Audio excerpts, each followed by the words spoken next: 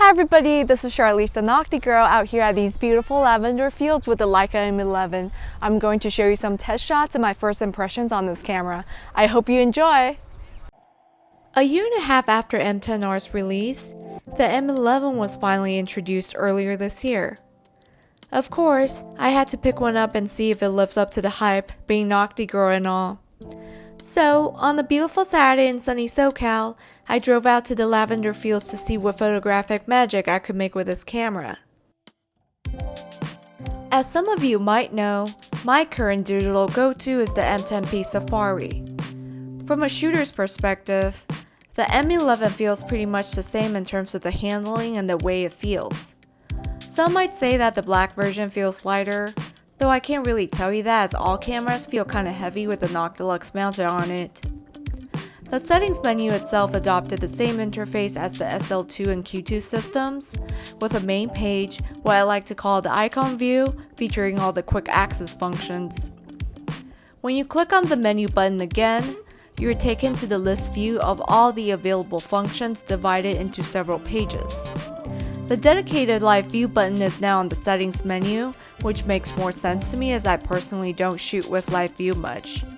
I also love how easy it is to swap out the battery now, not needing to deal with the base plate anymore.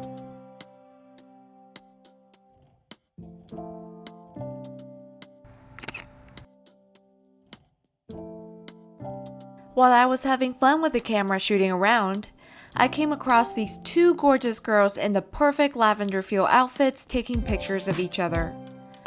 Of course, I couldn't pass up on this opportunity, so I went up to them and asked if I could take their pictures. Luckily for me, they happily agreed.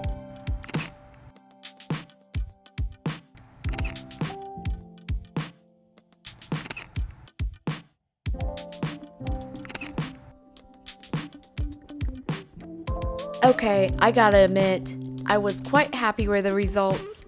Liz and Maria were the perfect models for me to try out the camera with.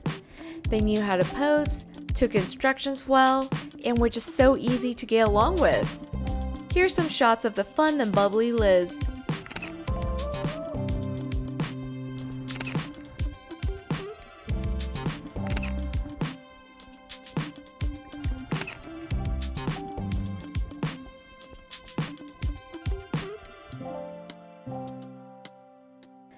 And here's some shots of the calm and sweet Maria.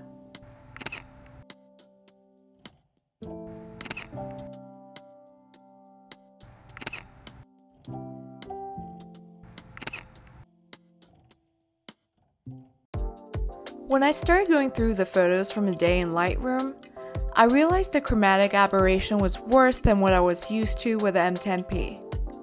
As you can see, all of these were shot wide open.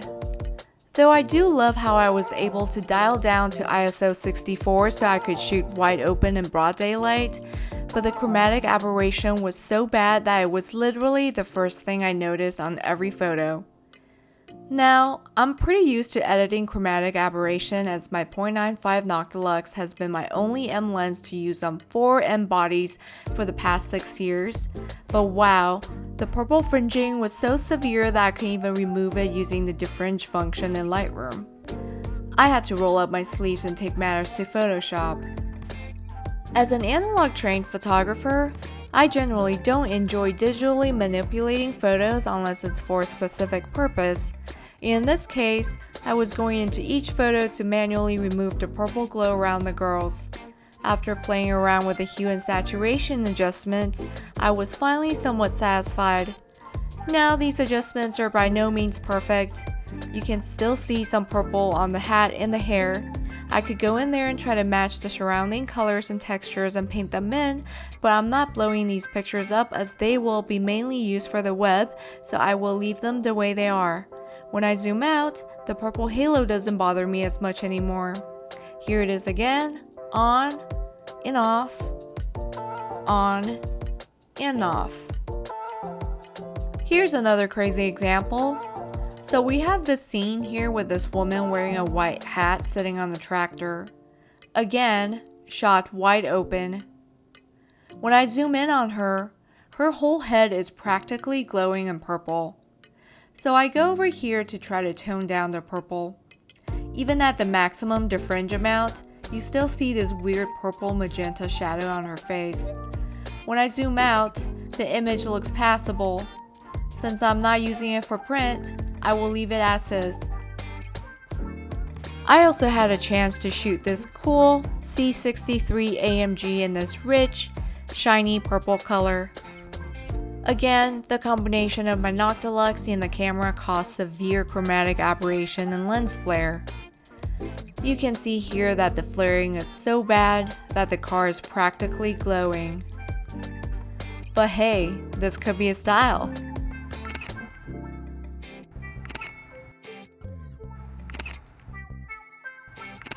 See what I mean about lens flare being a style?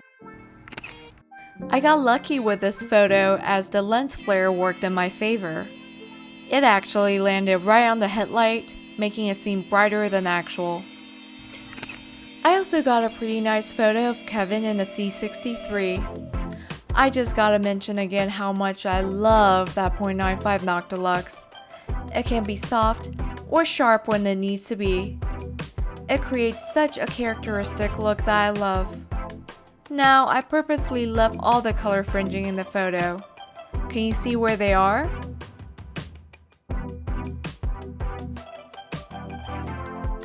Overall, I enjoyed shooting the M11 with all of its neat new features, specifically the lower ISO and faster electronic shutter that allow me to shoot my Noctilux wide open in broad daylight.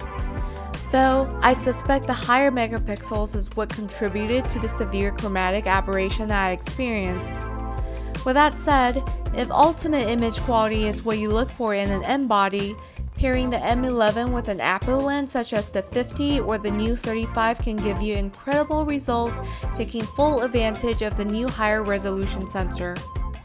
For me, as I prefer character over sharpness, I'll stick with my M10P Safari and .95 Noctilux for the time being. Alrighty, you've been knocked up today and I'm really knocked out. Don't forget to like this video and subscribe to my channel. Thank you for watching and I'll see you next time. Bye!